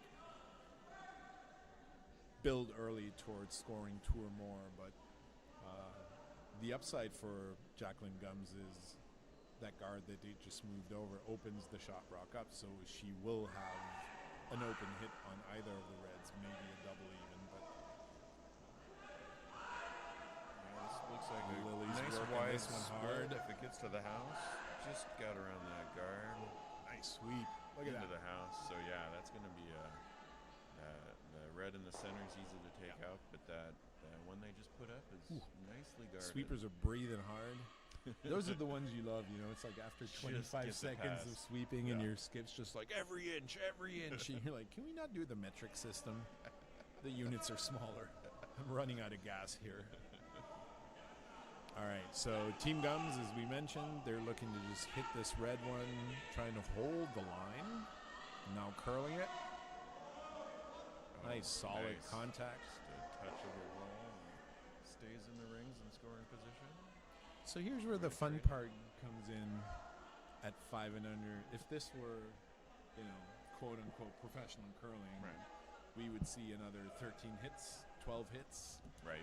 and then a score of 2 for red. But things can happen, so, you know. Things can happen. We Cool. are going for the hit train here with Swift's got the calling for the hit, which So- is a smart move. But like you said, at this level of curling, very good curlers, but mistakes can happen. I think that's kind of the general theme, and especially at an event like, you know, 5 and under nationals, I think all the players here, most of the players here, are capable of making fantastic shots. It's more the consistency, you know, Correct. from one shot to the next, over and over. That with, you know, 2, 3, 4, even 5 years of experience, just obviously can't be there as you compare it to. I know we had Colin Huffman throw Yeah, the ceremonial throw the first rock. Talk about consistency. Although I've seen him in short rocks too, right? I mean, it's What? everyone. I mean, you watch the Olympics and you know, the very good curlers are 80-90% consistent, which is Insane. insane. But that means that 10 to 20% of the time they're missing their shot. Oh, that's a fantastic shot.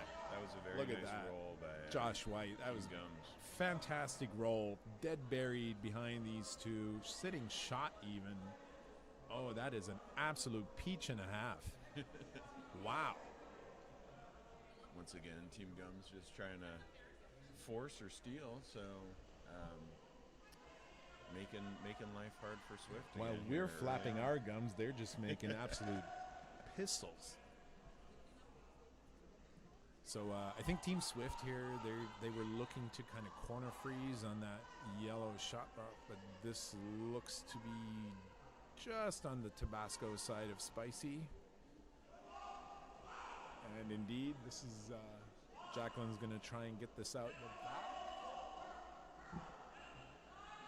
I believe it's sitting second shot at this point, and she'll basically try the same thing, just corner freeze on that. And if they can, they don't even have to make the perfect freeze again, just be close enough and in front of it so that any hit on theirs will jam on that. Yeah, even just tapping it back an inch or two so that it's close, but the yellow's definitely scoring. I think Anthony Warzala, he got all excited, kicked a little big. He tried to soften the release. Sweepers immediately waving off. Yeah, too heavy, not able to catch, to curl I think back. we're in giving time. this rock a 12-gun salute and bye-bye, unfortunately. I do have a fun fact for Jacqueline Gumz. She's her coach, Fran Waltz, who used to be a member here at the club, used to play. She told me she's a potato farmer, and she told us that she got a brand new laser weeder at the farm that's set up on an autonomous tractor that she Is that a laser weeder in terms of a I assume rabbit? So is it a laser reader? I think it takes out weeds with a laser. That sounds very sci-fi. It sounds both dangerous and fun. Let's go. What are you doing later? Yeah. Laser weeding. Laser weeding. All right, so Team Swift, they were trying to tap that yellow. Instead, they tapped themselves out. I don't think that's hurting them too much.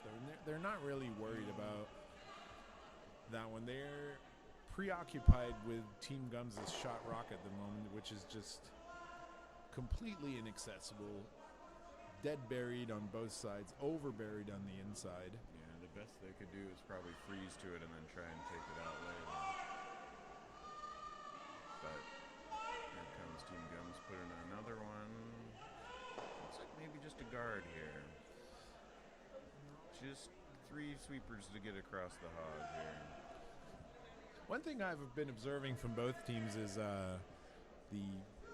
the person throwing seems to know very quickly that this might not be enough weight, and so we've got the 3-person sweep train going a lot of times here.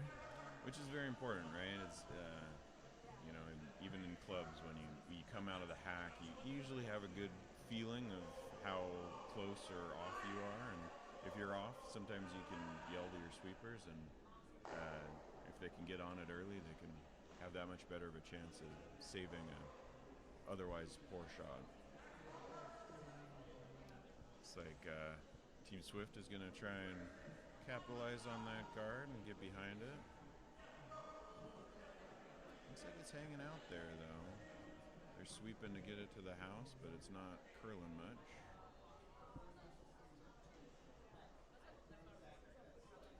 They are out counting the yellow now, but they're pretty wide open.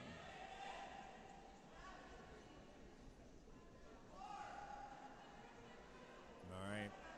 Jacqueline hustling down the sheet.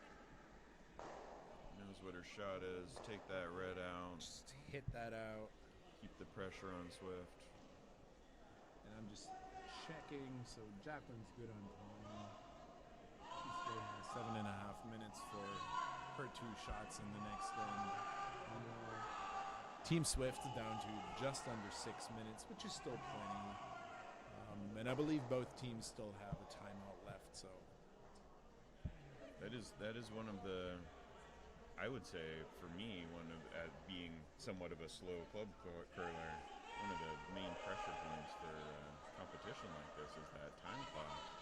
Because if you run out of time, you automatically lose the game. You lose. Which is pretty severe penalty in my opinion. But they've been doing that way forever, and so everyone knows and tries to keep their thinking time as short as possible. Although I will say this, like just having played in a handful of time games at this point, once you're used to it, it's actually, I like it more than playing, like in leagues where you have 2 hours for a game period. Right. And like most time games I've played are longer than 2 hours, just because you're just measuring the thinking time. Oh, interesting. And so one of the things that does is you can throw any shot, like, because while the rocks are moving, the clock isn't. Right. Whereas, in a league night, if you have one team that's just throwing a lot more draws, a draw from start to stop is somewhere between 30 and 40 seconds, depending. Hit is over in 10 to 15 seconds. So, you're pretty big difference.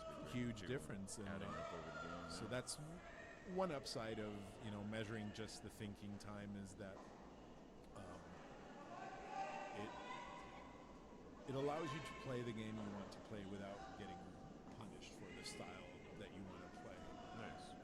Meanwhile, we have a first game over here on sheet 2. Jason Nee out of the San Francisco Bay Area Curling Club beat team record, and it looks like fairly convincingly. It's like 8-2 was the final, 7 ends. Jason Nee, return customer to these 5 and under nationals. They played last year. Don't remember if they made it out of the pool stage, but yeah, they definitely to be counted among the. We have a pretty big group of. I hate to use the word favorites, but teams that nobody would be surprised to see them on the podium. I would say Jason Nee's team is definitely on that short list. Yeah, we did watch the first draw earlier today. Both of our teams from Granite were in that one on sheet 1, one on sheet 5, and they both, unfortunately for us as fans, lost. But neither of them were too sad because they played good games, and they lost to some of the better teams in the competition, so they weren't too disappointed by that result. Team Newman dropped the first game against Team Wysocki, who I would also count into that pool of teams that you wouldn't be surprised to see in the playoffs. And same with Casey versus Rice. Absolutely. Casey was telling me Rice is one of the better teams in this competition. Team Rice, absolutely, out of the Coyotes Curling Club, I believe. Just, I don't know what it is about Arizona. You wouldn't think Arizona was a hotbed. I mean, it is a hotbed. Right. But it's not a cold bed for curling. Right. That's a newer club, too. It's a newer club. Yeah. They're very successful in any of the competitive formats that we have. And they have a lot of... Team Murray or Team Siggins just made it to the final at the Men's Club Nationals a little over a month ago, so...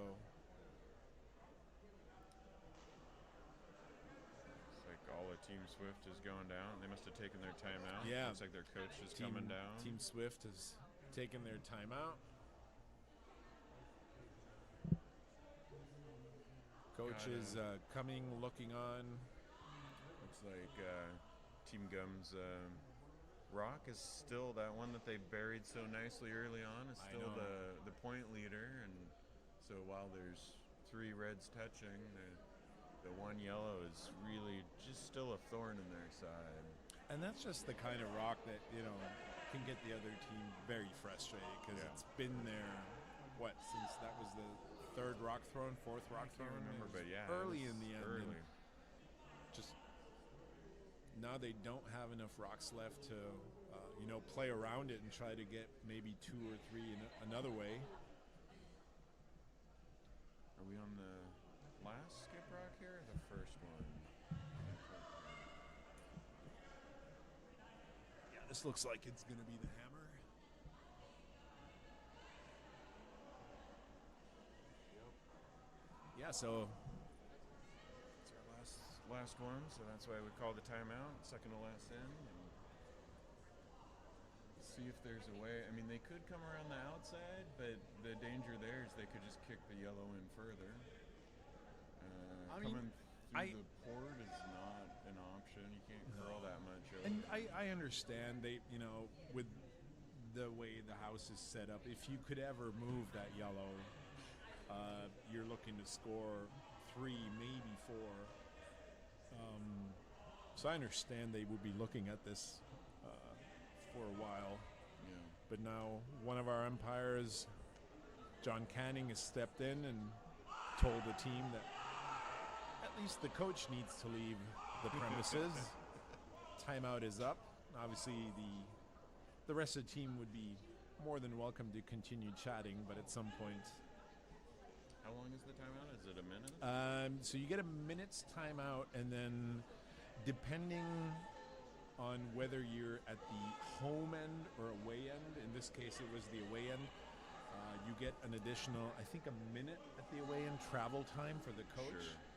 Because, they have to get up. They have to start. They've been sitting a long time. It just takes a while, You don't want to run on the ice, too. No. All right, well, they're just drawing for one here. Yeah, not a lot of good options to try and get even two there. It's a So solid draw for that was one. a very nice draw, and that is, you try and keep it open like that, which they did, but unfortunately that yellow just kept them from getting more than the one. It does tie it up, but it gives Gumz the hammer coming back in the final eighth end. Looking at the other sheet, sheet two, as Thurston mentioned, is done with their game. Sheet one's looking pretty ahead as well, with the Red Rocks. Team D is up 8-4, but a really interesting scoreboard. Very interesting, yeah. Sheet 4 looks to be close. Very close. It's 4-3. It looks like after 7 ends. Oh yeah, they blanked the seventh end. The seventh, so they'll keep the hammer. Hammond retains the hammer. Down one. Sheet 5 also looks like red's ahead of yellow. It's like Kunkel has got 7 versus Taggart's 4. Coming back in the 8th. And to answer Ben Urinik's question in the chat, is Ryan Swift just see Thomas Howell with glasses? Maybe, but I've talked to Ryan. He definitely doesn't have the raspy voice that Tommy Howell has, so who knows? A couple more drinks, maybe a cigar or two. We'll get there. There's a career after curling. All right. Crunch time. Tied in the 8th end, coming home. Strong start with a very nice center guard for Team Swift. Solid on the center line, so that means Team Gumz cannot move this rock off the center line until the 6th rock. Or technically they can, but then Swift has the option to put it back if they want. And we'll tackle that if we ever get to it. It's one of those weird curling rules that you really don't want to have to explain unless you're forced. The Gumz going for a center guard, but maybe coming into the house a little too heavy. I'm not sure if she was going for a corner, and this is perfectly fine because basically Ryan Swift has to steal, right? That's true. Even a blank just prolongs it. That would be a safety valve, but at the end of the day, he has to steal, and so he is completely ignoring that yellow rock in the house, trying to put up a second guard, maybe a little closer. Or is he trying to draw behind here? He's trying to draw behind, but ideally stay out of the house. You really want 2 center guards here. Good stagger. This is going to slide in. Yeah, looks like that's in the house. Just no? Yep. Yeah, it's touching, and fine. so. Or no, that's more than a bite. That's fully in the green. It is a nice stagger, though. It is, and it's hidden just enough to where Jacqueline is hesitant to go straight. She would be in her rights to hit this one out that Team Swift just threw, but it's also risky. If you get too close to that high center guard, you might lose the shooter, and then you would just give Ryan Swift another chance to put a free rock in there. So, and it doesn't necessarily gain her anything. Right? Does not. Another one. So there, it's like a guard. It's a corner guard, and Ryan's just gonna keep junking up the middle. That's gonna be their recipe. Throw as much into the center as they can. Throw as much mud at the central wall as you can and hope something sticks around. Yeah, that really is back to the classic strategy, right? It's Gumz with the hammer, trying to keep it open, and Swift without, trying to gum it up, and because each of them being tied up just needs the 1 point. I think Jacqueline could have even come in with the second rock as well. Just keeping it as clean as possible. But now they're going for this hit. And that is, that's classic strategy, right? Is they got one in the house, guarded it up, and now you can get to work clearing the opponent's stones out. She could have even tried and just peel that top red one, maybe get the second one moving as well, open up that middle as soon as she can. The sweep for curl on This looks pretty nice. Nosed it perfectly. Kept the biter. Almost on the nose. That's nice. And now Ryan Swift's just going to keep trying to throw rocks into the forefoot right in the middle. Tell you what, I'm really impressed with the sweeping on Team Gumz. These boys are just going all out. These headbands are having a hard time staying on these heads. I think it's the overalls, man. It has to. Workwear. Workwear.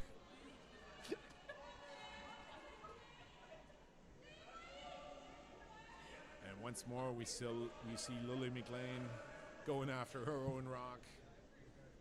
Yeah, just really close to the sideboard, though. So you'll notice most of the game, the only one on Team Swift with the jack and still on is the skip, because the sweepers have been spending a lot of energy. Just a wee bit drafty in the house, eh? Yeah. All right, they couldn't quite get this one buried. It's actually sitting quite open, so without hesitation, Jacqueline Gumz calling to take this red one out. In a perfect world, she gets a little roll inside. Sweeping for curl to try and get that, but I don't know if it's there. This is perfect. Another nose, but those are good. Two nice little biters up front. And now they're controlling the front of the house. Ryan can't really move any of his guards. He needs those guards, but he has to find a way into the forefoot.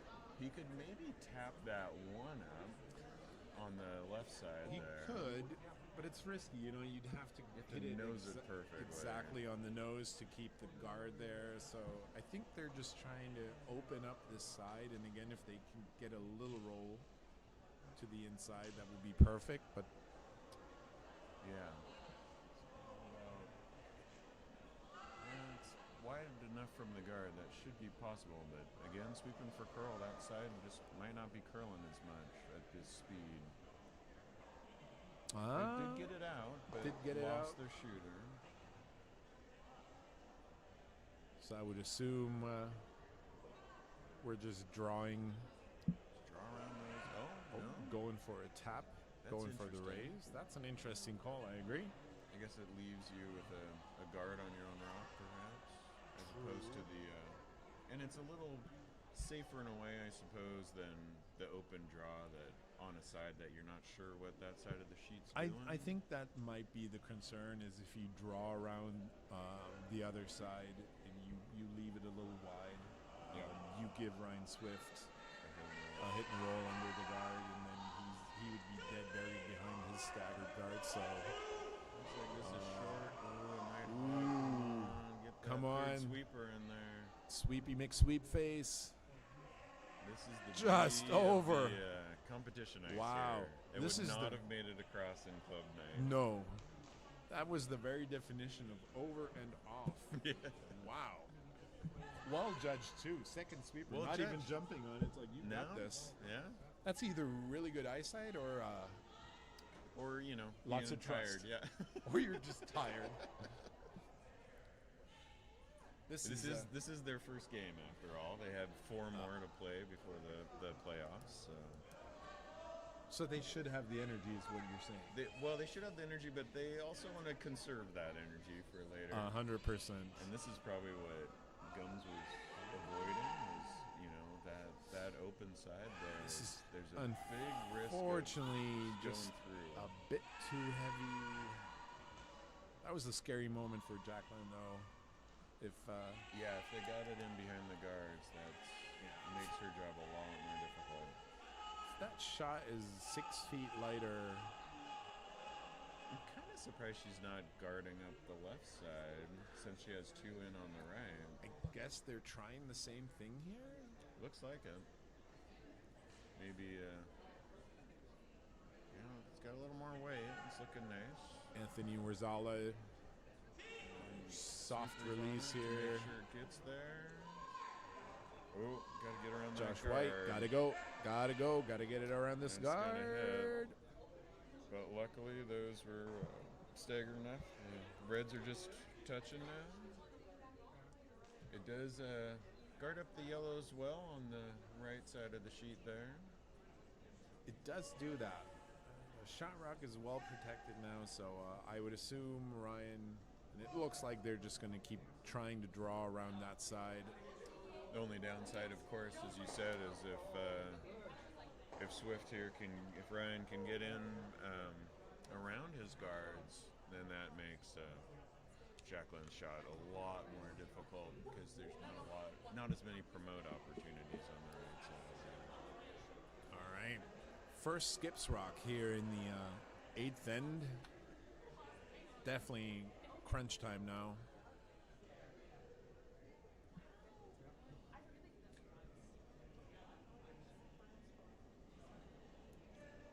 Lily and Kim on this right away.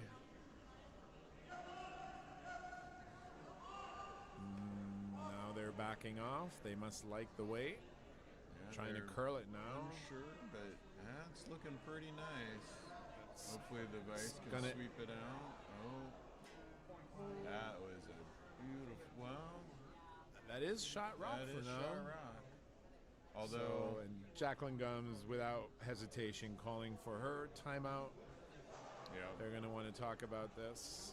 she can certainly, I would say, follow him in and draw down to it. Because again, she does just need the one. Here comes the bearded bandana squad to give their opinion on the shot.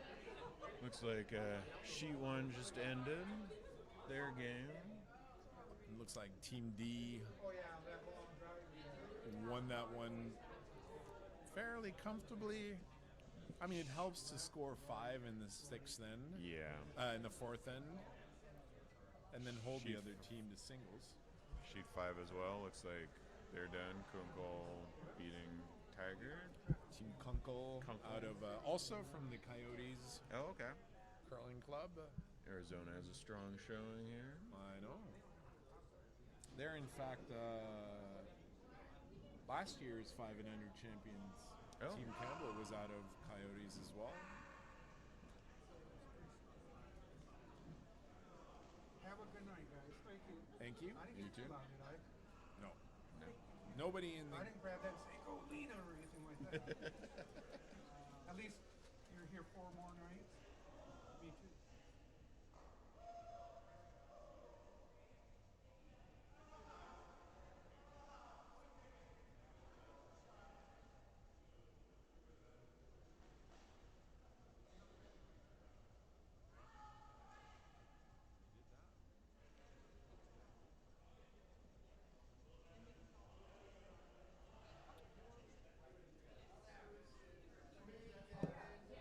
All right. Looks like conference is over. They're gonna try and follow that in.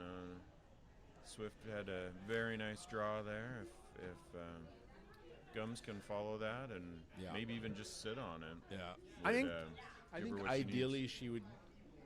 Knock it If out. she could walk it down the sheet, she would probably put it kind of in the top 4, biting the button maybe, dead buried. Oh yeah, just freezing keep it high. freezing on that red one, just because it's so far out behind the tee line means that Ryan could probably just throw the same shot. Right. I guess it's a good plan B though, huh? It is a If good plan B, yeah. She can't get undercover high.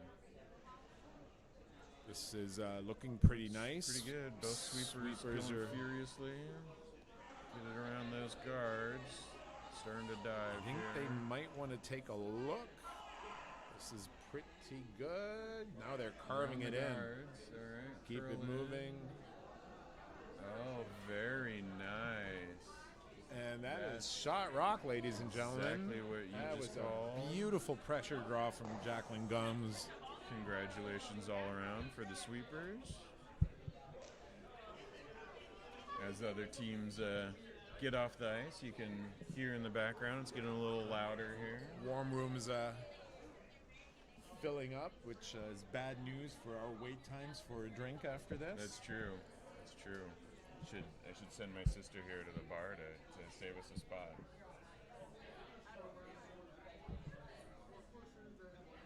All right, Ryan Swift and his vice, Scott Yorga, debating the options. And you can see the way they're moving their brooms. They're looking at some very interesting shots here. You see how much time they have left? They're kind of blocking the shot clock. I know, so rude. So rude.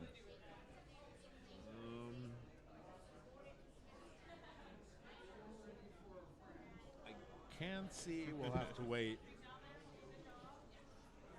Looks like they've made a decision, though. Yeah, and I could just see that. So Ryan Swift's down to just over a minute for his last rock. So really good use of the clock, right? Very, very good. Yeah. You don't really want less than a minute at the end just for scared. You don't want to have. You don't want more. No. And you don't want to be sitting in the hack and only having 5 seconds or so left, you know. But if you throw your last rock and you still have 5 minutes on the clock, I mean, you're either a really fast thinker or you left some time out there. But what are we trying here? He's going through. He's rubbing off that shot rock, and then, oh wow, look at that. That was a really nice shot. Through a narrow port, maybe the shot rock. Make it around that top yellow center guard, rub off the shot rock, and they are. That was impressive. I don't know that I would have seen that path if they didn't go for it. I think red is sitting one, but it's close enough to where you don't want to chance it. So Jacqueline's definitely going to have to throw one here. Yeah, I mean, she doesn't even need to get to it. She just needs to get to the blue. I mean, I think the port is there to just kind of run her rock through and tap that red one Well, that's back the difference, enough, right? but that is a tight the port. Yeah. A little easier for her, though, right? Because he had to make it through, whereas she could potentially promote. I think that's the other option that her vice, Anthony Warzala, is looking at the moment is. Well, also she could promote that front one potentially through the port. True, but that looks tough because you'd have to get on the outside of it. Otherwise you're. It does have the backing of red, but it's definitely tougher than what he was just looking at from the side.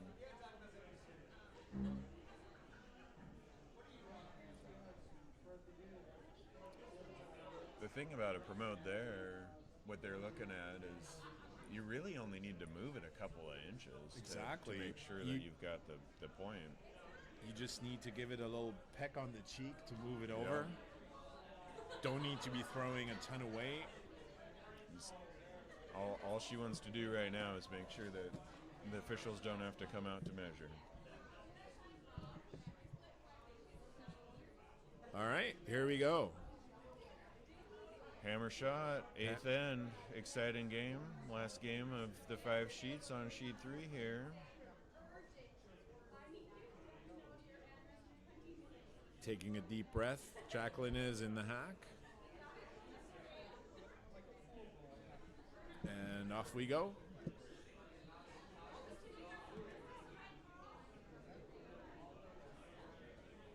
So maybe a heavy draw. This looks to be like a hack weight almost. They're trying to carve it over. Sitting wide, but it is biting. Can he get enough of it? Can he get enough of it? Oh! Just wide. Just wide. Oh, that is so unfortunate. That is heartbreaking. So let's wait and Probably see. a measure still. Honestly, in a game like this, I would measure just to be. Yeah, I mean, 100%. Yeah, and they're calling for the measure. Oh, yeah. Okay, good. So this is good news for all our spectators and listeners. They get more of us. Bonus time, baby. Yeah. Oh. They're shaking. They're shaking already as the game is done. But no winner's been fully declared yet. This is This was an exciting game. I'm It's d- about as close I as know. you can get, right? Back and forth. You look at the scoreboard. Team Swift came out all hot and heavy. Went up 4-0 after 2, and then Gumz just kind of kept chipping away at that scored lead. in the 3rd, 4th, 5th, and 6th, and then finally in the 7th. And Ryan Swift was able to stop the bleeding and had to with a pressure draw after Jacqueline Gumz was sitting shot for most of the end. You can see the official is their job, make it impartial to do the measure, and Yeah, we the got 2 vices are we have, observing and agreeing. and it's red. Red wins. And so Team Swift. That deep was, breaths impressive from Team shot. Swift. Congratulations. Well done, both teams. Fantastic game. And with that, we are done for tonight. This was the second draw of the 2026 5 and Under National Championships here at the Granite Curling Club in beautiful Seattle, Washington. That was the still the draw 2, but still the first game of the round robin for these teams. Join us again, not us two particularly, but us here on the stream. 8 a.m. will be the next game. Games tomorrow at 8 a.m., noon, 4 p.m., and 8 p.m. Yeah. Busy. See you all next time. Thanks for joining.